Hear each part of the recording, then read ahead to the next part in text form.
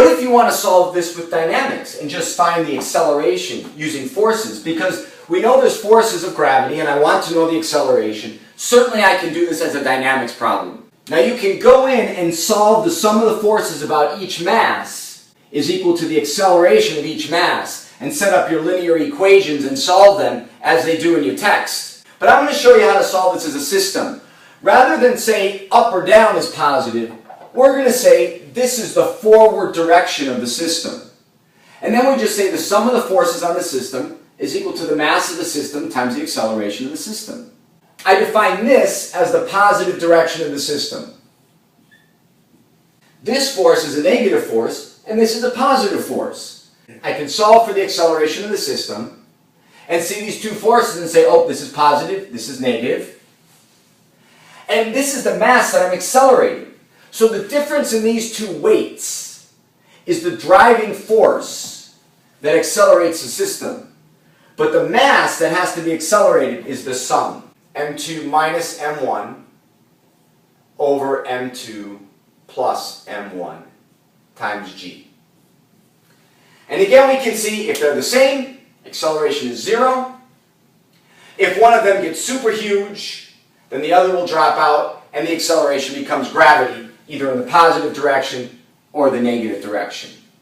And once you find acceleration, again, you can find the tension in the string by recognizing that the tension is just one of the two forces acting on either of these masses. So pick a mass, I'll say mass 2, and say on mass 2, we've got the force of gravity plus the tension is equal to the mass 2 times acceleration 2. I've defined this as a positive direction, so this is negative, and back where we were before. And again, let's check if we're accelerating in the positive direction. In this scenario, we want to go back to defining a single positive direction as being up or down or left or right. So this is a positive direction. The sum of the forces equal mass times acceleration. The two forces are gravity and tension. And then I go back and say, all right, we have got gravity and tension, but this is positive, so gravity is in a downward direction. And when we solve for mass 2, we can check. Great, if there's no acceleration, they're the same. The tension is gravity. But if we're accelerating in the positive direction, upwards, we know it's because tension has to be greater than gravity. Now the way most people solve these is they say take a mass, do this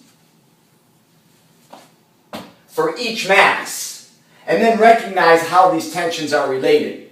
And you can solve the linear equations, it takes more time, but you get the same answer. However, if there's three masses, then you have three simultaneous equations, and you need to solve for mass 1, mass 2, and mass 3. If you have a choo-choo train with 80 little masses, then you need to solve 80 simultaneous equations. And so solving this as a system of masses, where you take the total sum of the forces on the system in some given direction, and divide it by the mass of the system, may be much simpler.